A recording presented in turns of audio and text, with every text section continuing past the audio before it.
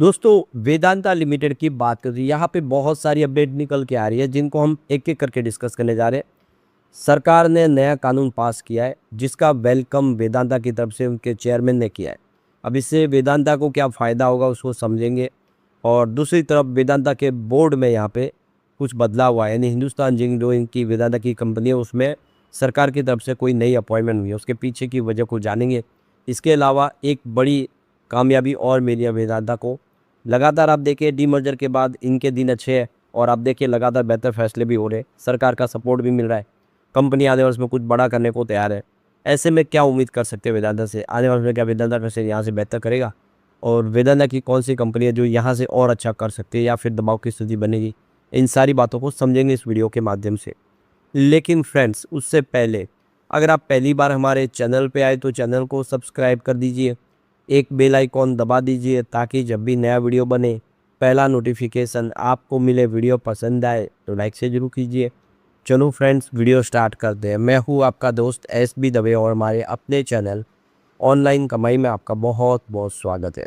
सबसे पहले वेदांता लिमिटेड के कारोबार की बात करो। आप देखिए 269.50 पर क्लोजिंग थी BSE पर, यहाँ पे 0.37% की गिरावट देखने को मिली। तो 270 पर देखिए कि गुरुवार की क्लोजिंग थी और फ्राइडे को शुरुआत तो बिल्कुल वहीं पर हुई थी।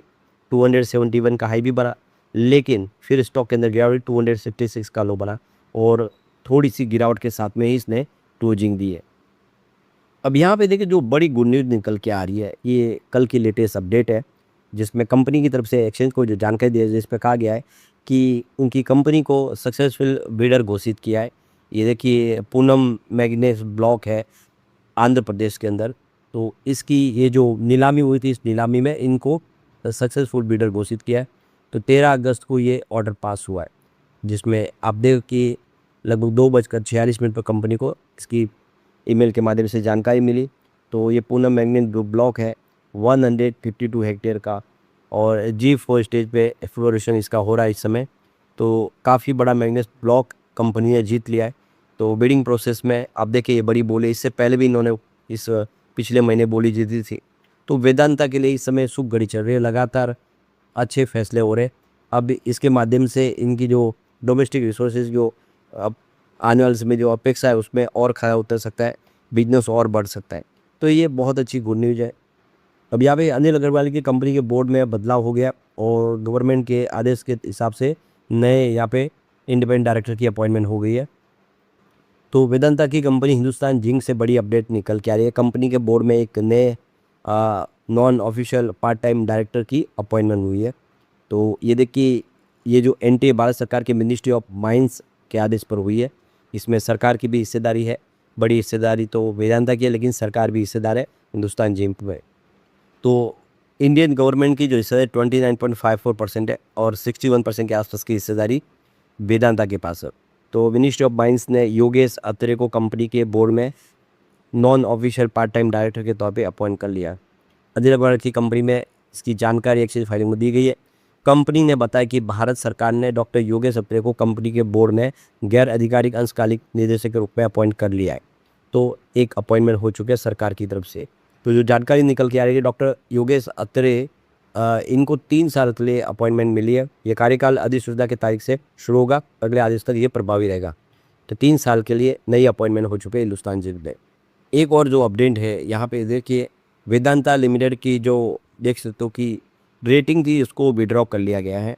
तो देखिए AA- की रेटिंग थी और वॉच डेवलपिंग का यहाँ पे देखिए कि इसकी स्टेटस थे वो उसकी रेटिंग को वापस लिया गया। और रेटिंग वापस लेने के पीछे सबसे बड़ी वजह यह है कि इसका जो कंपनी के जो NCLS का जो डेट था वो पूरा का पूरा नॉन कन्वर्टेबल डेट जो है वेदांता एल्यूमिनियम कंपनी को ट्रांसफ़र कर दिया। इसकी वजह से यहाँ से रेटिंग को हटा लिया और अब आप देख सकते हो कि ये जो रेटिंग है ये अपग्रेड हुई है। वेदांता एल्यूमिनियम लिमिटेड पे जाते ही AA+ की रेटिंग स्टेबल आउटलुक हो गया है। यानी वेदांता लिमिटेड के पास जो रेटिंग थी उससे शानदार रेटिंग वेदांता एल्यूमिनियम को मिल गई है। ये बहुत अच्छी गुड न्यूज़ है। यानी एक तरह से देखें तो रेटिंग एजेंसी को भरोसा है अब एल्यूमिनियम सेक्टर में इसका फ्यूचर आने वाला सब ब्राइट दिखाई दे रहा है। तो इंडिया रेटिंग की तरफ से बहुत ही शानदार रेटिंग यहाँ पे मिल गई है, रेटिंग अपग्रेड हुई है। और दूसरी जो वेदांता लिमिटेड की रेटिंग थी वो यहाँ पे रेटिंग को हटा दिया गया, क्योंकि अब वो पूरा कर जो है वो ट्रांसफ़र कर दिया गया डीमर्जर के बाद वेदांता एल्यूमिनियम को। अब यहाँ पे जो बड़ी गुड न्यूज़ निकल के आ रही है, गवर्नमेंट ने एमएमडीआर बिल को पास कर दिया है और इससे अनिल अग्रवाल बहुत ज़्यादा खुश है। 50% की बिक्री सीमा थी वो हट गई है और ऐसे में वेदांता के लिए बड़ी अपॉर्चुनिटी इसमें दिखाई दे रही है। तो मानसून सत्र में संसद में एक बिल पास हुआ जिसका नाम है एमएमडीआर अमेंडमेंट बिल 2026। इसे लेकर वेदांता के चेयरमैन अनिल अग्रवाल काफ़ी ज़्यादा चर्चा में आ गए और अब देखिए पूरा मामला जो है लाइमलाइट में आ गया है।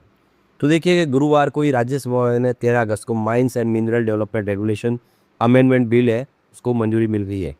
इससे एक दिन पहले लोकसभा में इसको पास किया था। अब राष्ट्रपति की मंजूरी के बाद ये कानून बन जाएगा। इसका मकसद खास तौर पर क्रिटिकल और स्ट्रेटेजिक मिनरल्स की खोज और उत्पादन को बढ़ाना है। इस समय सरकार चाहती है कि जो हमारे पास ज़मीन के अंदर हमारी धरोहर है उसका दोहन हो और उसका फ़ायदा सरकार को हो। इस समय हम पूरी तरह से डिपेंडेंट है मिनरल्स के लिए अब देखें या फिर हम बिजली के लिए, क्रूड ऑयल के लिए देखें, गैस के लिए देखें, तो हम दूसरे देशों पे इस समय आश्रित है और सरकार चाहती है कि हम इसको कम से कम पे डिपेंडेंट रहे और हमारे इंडिया के अंदर ही जितने भी मिनरल्स उसका पूरा इस्तेमाल करें। तो ये देखिए जो एमएमडीआर अमेंडमेंट बिल 2026 है उसके पास होते हुए वेदांता अनिल अग्रवाल ने प्रधानमंत्री नरेंद्र मोदी की सरकार को बधाई दी है। दरअसल नए कानून में कैप्टिव माइंस खनिज बेचने की 50% की जो सीमा हटाने समेत ऐसे कई बदलाव किए गए जो माइनिंग कंपनियों के कारोबार का दायरा बढ़ा सकते हैं, यानी बिजनेस और बढ़ाने का मौका मिलेगा।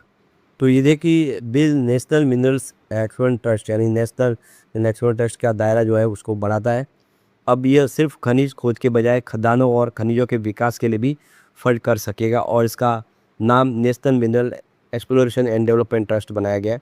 तो इसके माध्यम से अब आगे का कामकाज बढ़ेगा। तो 200 मीटर से ज़्यादा गहराई वाले खनिजों के लिए लीज क्षेत्र को एक बार बढ़ाने की अनुमति मिल जाएगी और कंपनी लाइसेंस क्षेत्र में 30% लेके और माइनिंग लीज में 100% इसको बढ़ाया भी जा सकता है। साथ में खनिजों धातुओं को इलेक्ट्रॉनिक ट्रेडिंग के लिए मिनरल एक्सचेंज को भी रजिस्टर और रेगुलेट करने वाली अथॉरिटी का प्रस्ताव रखा गया है। यानी अब जो मिनरल्स है उसकी भी ट्रेडिंग होगी बिल्कुल स्टॉक मार्केट में ट्रेडिंग के जैसे ही जो दूसरे देखिए मेटल होती है उसी तरह से मिनरल की भी ट्रेडिंग होगी। अब सरकार का दावा है कि इन बदलावों से खनिज संसाधनों का आधार बढ़ेगा और क्रिटिकल मिनरल्स को खोज व उत्पादन करने के लिए रफ्तार भी मिल जाएगी। यानी बहुत ही बेहतरीन सरकार का ये फैसला है। तो इस नए कानून के बनने के बाद अनिल अग्रवाल का बयान निकल कर आया तो वेदांता के चेयरमैन अनिल अग्रवाल ने सरकार के इस कदम की तारीफ की है। उन्होंने सोशल मीडिया प्लेटफॉर्म पर एक्स पर लिखा है, भारत के ज़मीन के नीचे मौजूद संसाधनों में ज़बरदस्त क्षमता है। सरकार उस क्षमता को इस्तेमाल करने पर ध्यान दे रही है। बदलावों से ईज ऑफ डूइंग बिजनेस बेहतर होगा, उत्पादन बढ़ेगा, बड़े पैमाने पर रोजगार पैदा होंगे और आत्मनिर्भरता उसको बढ़ावा भी मिलेगा। यानी एक बहुत ही शानदार पहल सरकार ने की है जिसका पूरा वेलकम किया गया है अनिल अग्रवाल की तरफ से। लेकिन फ्रेंड्स, कोई भी इन्वेस्टमेंट करने से पहले अपने फाइनेंशियल एडवाइजर से एडवाइस ले ले या अपना खुद का रिसर्च करें, क्योंकि मैंने वीडियो आपके एजुकेशनल पर्पज़ के लिए ही बनाया। वीडियो पसंद आए तो लाइक से जरूर कीजिए और चैनल को सब्सक्राइब कर दीजिए। Thank you friends.